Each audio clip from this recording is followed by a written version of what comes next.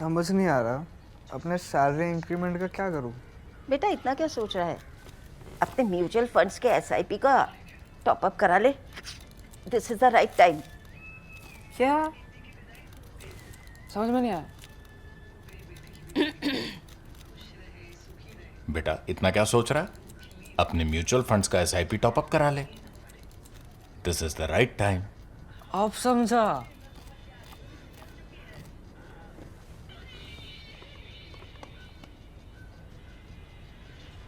Mutual fund investments are subject to market risks. Read all scheme-related documents carefully. You might be surprised, or actually, you might not be surprised because you are smart about the fact that we are staying on for successive episodes of Cut the Clutter with the issue of agricultural products. Agricultural products, their import, export, their trade. So, in the previous episode, we talked about all of India's agricultural exports, imports to the world, with the world, and also all of India's exports and imports with the US. In both cases, India enjoys a healthy surplus. While that is the big picture, within that picture, there are many other cameos, and one of those is something that the US government played out on Tuesday night. On Tuesday night, they released a fact sheet on India-US trade deal, where among the items or among the products that they said India was going to drop duties on or tariffs on. I find it difficult to say tariffs because in India we've always called them duties or customs duties. Nevertheless, among the products that they listed where India was going to cut tariffs was the item called pulses. Certain pulses, right? Certain pulses, kuch dalein. Now I told you in the earlier episode on agri-trade that pulses are a sensitive product as well. As much as wheat and rice are, India has enough of wheat and rice and more. India has surplus right now. Pulses, India is still short of, because what's happened is as the quality of life, people's spending, people's incomes have gone up, people are also looking for protein foods, high quality foods, higher quality foods. Everybody is going literally up the food chain, right? So people want more proteins, more micronutrients, and other foods also for taste. People want more pulses, more dals, more chicken, more meat, fish, paneer, milk. Demand for all of that is going up, and the prices of all of these products have also been going up over the past many years. And by the way, Feb 10, which just went past, is the Global Pulses Day, and we have an article by Shobha Suri, an expert scientist at ORF, Observer Research Foundation, which has been published on The Print. Do check it out on your screen, and also I will share a link with you. India has self-sufficiency or surplus in wheat and rice, and in fact any other major food grain that Indian people eat. However, India is traditionally short of pulses, of dals, and these have been imported for a very long time. So first of all, this immediate knee-jerk reaction that came out that said, oh, pulses, India will now import pulses, and that too tariff-free from America. What will happen to India's farmer? India government does not import directly. Indian traders import, or even if the government does import in a case of scarcity, they might get NAFED or one of those agencies to import. That will be done because there is scarcity. So any imports will follow the demand-supply principle. India will not buy some dal from some place just to dump it somewhere. It will buy what is needed. Every year, if you look at the last 20, 25, 30 years, India has been buying a sizable amount of pulses from overseas. Let me just give you the last 10 years data. In fact, if you just look at the current year, which is continuing now, in the American system, international system, they'll say financial year 25, that is Jan to December. We count April to March. If you look at the 2024-25 financial year, by our reckoning, we imported pulses to the amount of 7.256 million tons, right? That is 72,56,000 tons. It's a lot of pulses. This is worth $5.48 billion. So $5.48 billion we imported just last year. So it's not as if suddenly foreign pulses will start coming into India. This was also a year when there was some stress, some rainfall stress in some areas for pulses, and that's why our requirement for imports went up. If you look at the pulses, what are the major pulses in India? You all know it. In different parts of India, these have different names, and these also have English names, which we don't often use. But basically, our major pulses are what is called as pigeon peas, which is arar or tur dal, goes into sambar. Chickpeas is chana. And chana also has two categories. One is just chana and the other is kabli chana. Kabli chana, what's called as kabli chana, is what goes into chole or chana that we eat with chole bhature. That kabli chana is predominantly imported in India. And a lot of it is imported, say, from Tanzania or Myanmar. Then there is black gram, which is urad dal or madi dal, as it's called in Punjab. And what is used for dal makhni, for example, very familiar all over the country, that is called black gram. Then moong. Moong is called green gram. It's also called moong bean. That is the one in which we are more or less self-sufficient. Then there is red lentils, masoor. In Hindi, we say to mock somebody, ye muar masoor ki dal. So there must be something special about masoor ki dal. Then kidney beans, which is rajma, and cowpeas, which is lobia, where the requirement is not that much because these are not so commonly consumed across the country.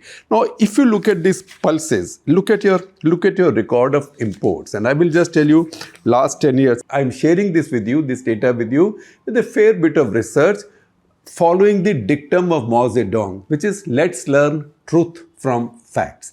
Let's not run truth from social media.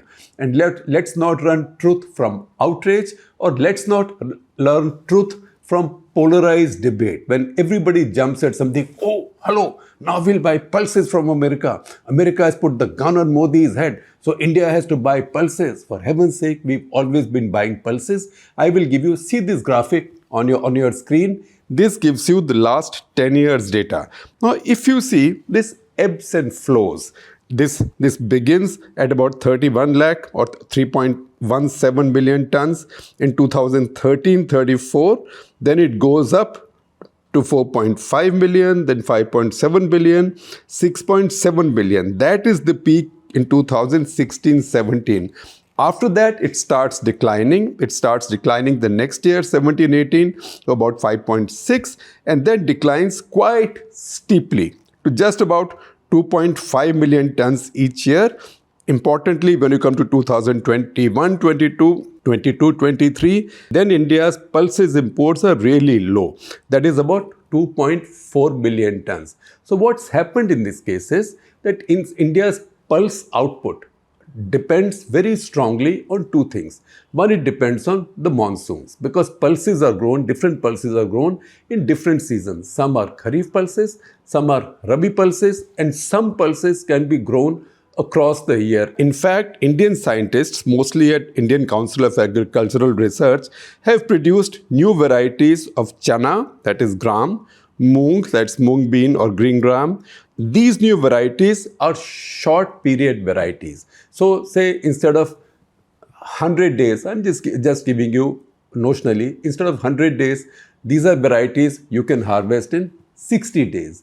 We also plant some of those varieties because these varieties you can plant immediately as you harvest wheat after the winter in April, and you can also harvest them in 60 days before the monsoons come, because as the rains come, then funguses come and your dal or pulses crop can get spoiled. So scientists have produced these really short crops, which means farmers can take multiple crops of these. Some of these crops can also be taken across the year. So that is kharif, rabi, spring and winter. These are the new varieties. With this, India's production has gone up. However, the big problem, the quality of monsoons, always remains a big uncertainty. That is one factor, in spite of the fact that pulses by and large do not need a lot of water.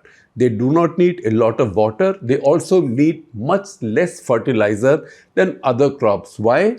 Because pulses are legumes, and leguminous crops make their own nitrogen, make their own fertilizer. So the nodules in their roots, see the picture? I'm sure all of you have seen this in your class 5 science textbook. These nodules contain enormous amounts of nitrogen. The plant feeds on it, and in fact, after you have plucked your fruit from it or the seed from it, which is the dal, then you plow these roots back into the ground, and that then provides nitrogen to your soil. So this recharges your soil. That's why leguminous crops are doubly profitable. However, some basic rainfall is needed. When that declines, or when you have a drought year, that's where your demand goes up, and that is the reason you see the 2 years with peak demand for imports, pulse imports. 2016-17, that's followed a very bad drought year, that is 6.6 billion, and now 2024-25, that is last year, 7.25 billion.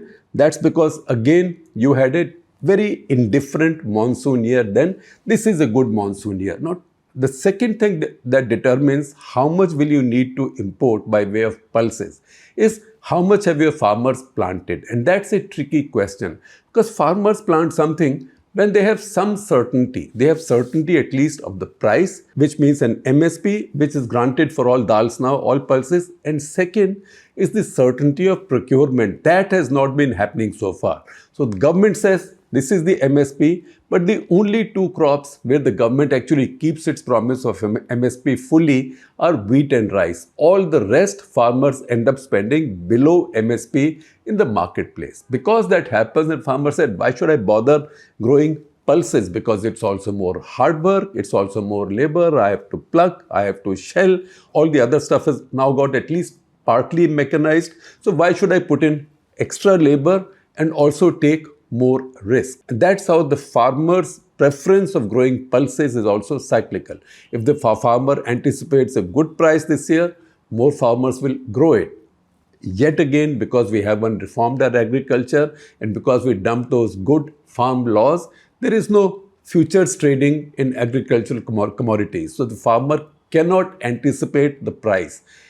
Nevertheless, if you look at the big picture, India is about 20% short of pulses, 20 to 25% short of pulses.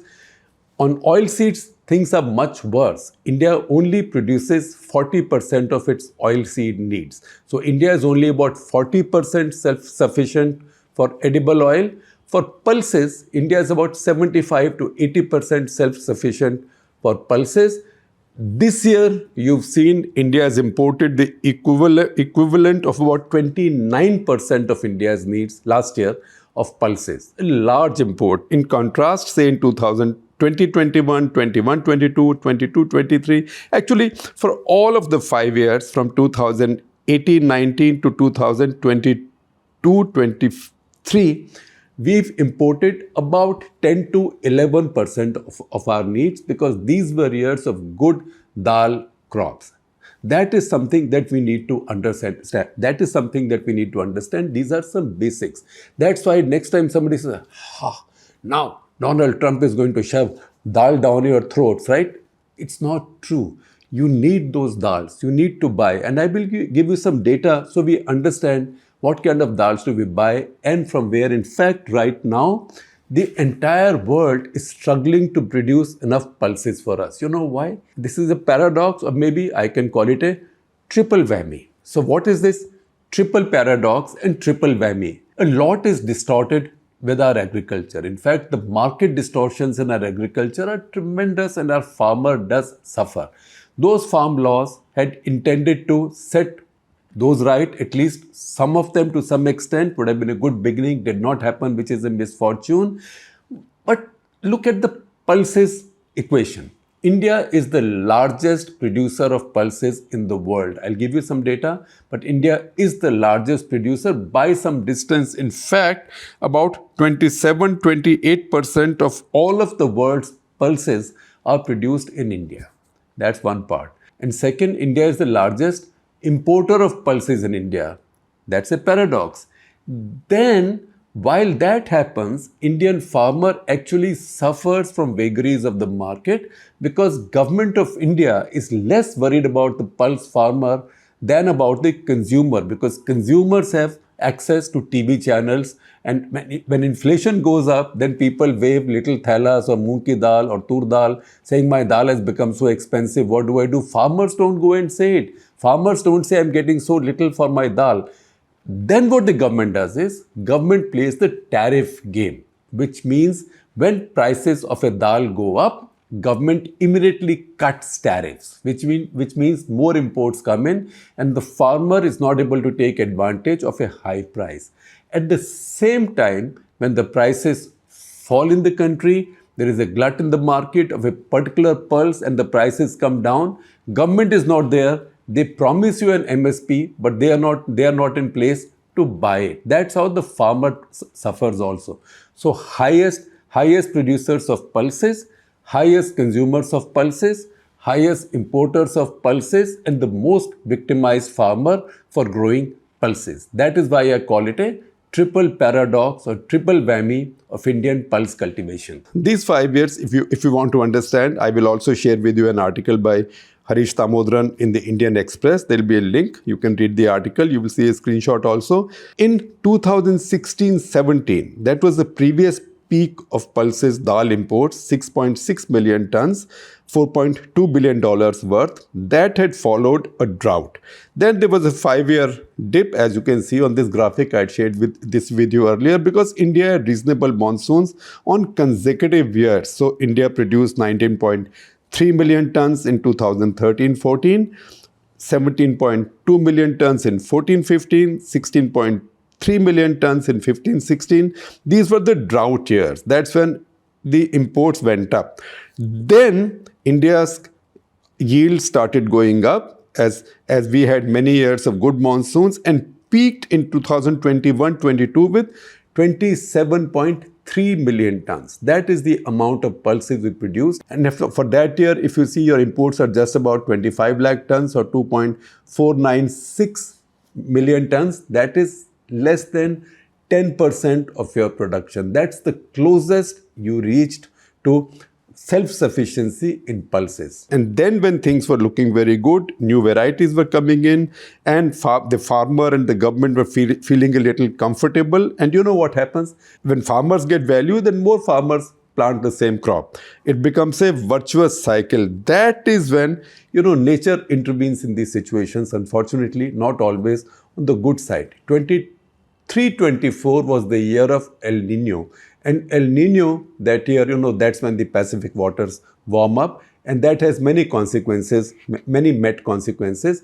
The quality of monsoon that year was very bad. India had a drought. And that's what led to this humongous import the next year and also decline in our output to 24.2 million tons. 24-25, it went up a little bit, 25.2 million tons. But remember, meanwhile, India is having economic growth. People have more to spend.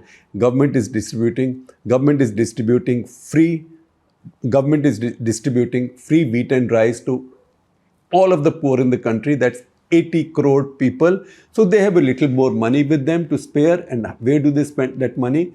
Indian families, the first thing they spend any spare money on is better quality food. So they go to the market to buy more dal. And that's why these imports peaked the last year. Now, what are the pulses that India imports? You can see all of them. You go to a grocery shop, you will see them in the shelves. India's imports in 24-25, the largest amount of imports were in yellow and white peas from Canada and Russia. These yellow and white peas I had explained to you in the earlier episode.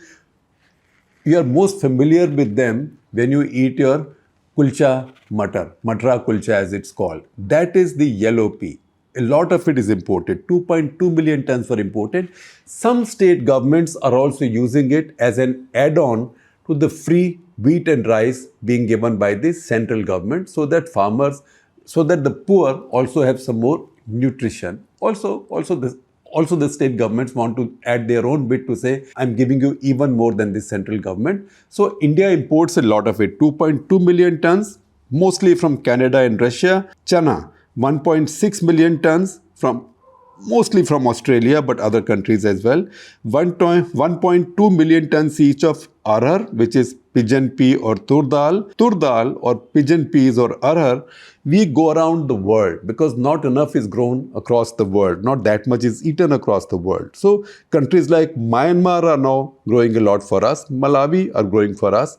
Tanzania, Mozambique, all of them are growing arhar ki dal or tur dal for India and depend on India. In fact, even Sudan, I presume it's South Sudan, not the Sudan which is at war, South Sudan. So Africa is a big source of tur dal imports for India. Also some other dals as well. Masoor dal also 1.2 million tons. When I said 1.2 million tons each, that is arhar and masoor.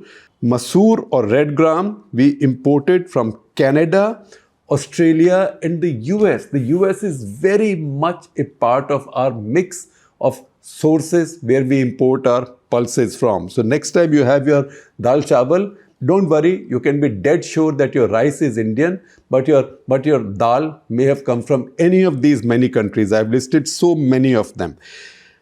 Then urad dal, just about 1 million tons. In fact, a little less than 1 million tons was imported last year, 0.8 million tons. That was from Myanmar and Brazil. In fact, I see a report from US Department of Agriculture, not now, not the trade deal time, but of June 10, 2025, where they said that India has cut duties on pulses imports and soybean oil imports. So they anticipated a rise in American soybean oil exports to India. All of these are elements in the trade deal. Right now, because we do fact-free analysis and we say, oh, Indian farmer will be wiped out. Indian farmer, unfortunately, does often keep getting wiped out, but that's because of our bad policies, and that's because of our own bad policies that introduce distortions in our farm markets. That's besides the point. But these imports are a part of life. They've always taken place. Now, is something being done about this?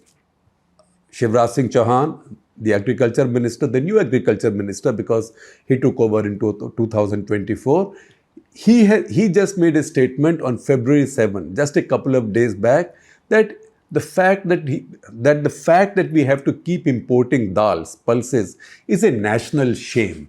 And this has to be set right. And Modi government has actually announced a scheme, a 5-year scheme. The scheme is called Mission for Atmanirbharta in Pulses 2025-2031. Under the scheme, 88 lakh free seed kits, and these are the new developed seeds. 88 lakh free packets of seed kits are being given to farmers. And the target of the scheme is to raise pulses output to 35 million tons from about 26-27 now, the highest in the world, 26-27 now to about 30-35, with the expectation that will make India self-sufficient in pulses also. An outlay of 11,440 crores has been allocated to this, and let's see how this works out, because remember that famous line that Chidambaram had once spoken while presenting his budget. He said, it's not the outlays that matter, it's the outcomes. So let's look at the outcomes in the coming years. And you know what? Since I keep saying there are so many distortions in the agriculture market, probably the greatest distortion is not what we produce. The greatest distortion is what we feed the soil to produce our crops. That's the fertilizer.